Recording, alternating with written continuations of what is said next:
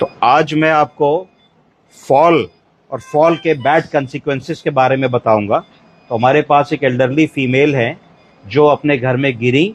गिरने के बाद परिवार ने नोटिस किया कि इनकी स्पीच में स्लरिंग है, चाल में कमजोरी है, उठने में कमजोरी है, पहचानने में कमजोरी है, खाना खाने और निगलने में कमजोरी है।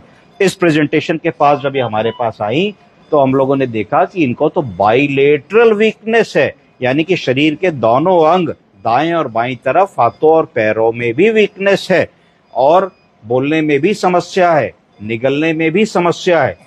हिस्ट्री ली गई तो हिस्ट्री में पता लगा कि ये घर के अंदर फॉल की हिस्ट्री है, गिर गई।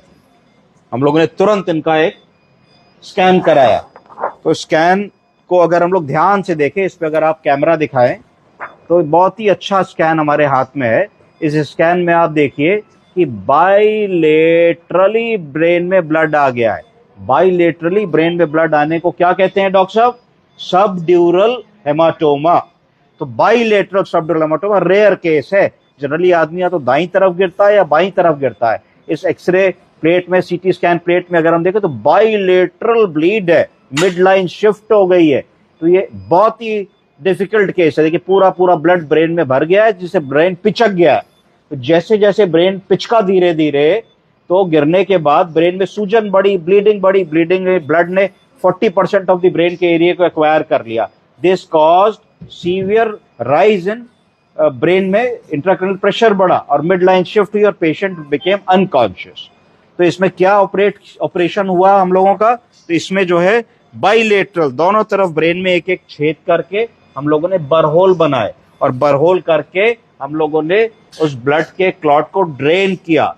तो SDH, subdural haematoma on bilateral side को दो छेद बना करके न्यूरोसर्जन ने ड्रेन करके दो ड्रेन्स डाल दिए। तो अब क्या हुआ कि जो ब्लीडिंग हो गई थी गिरने के कारण, वो सारा ब्लड हमने बाहर निकाल लिया और उसको साफ कर दिया। जो बचे हुए क्लॉट्स हैं वो नीचे आ जाएंगे हमारे पास ड्रेन में।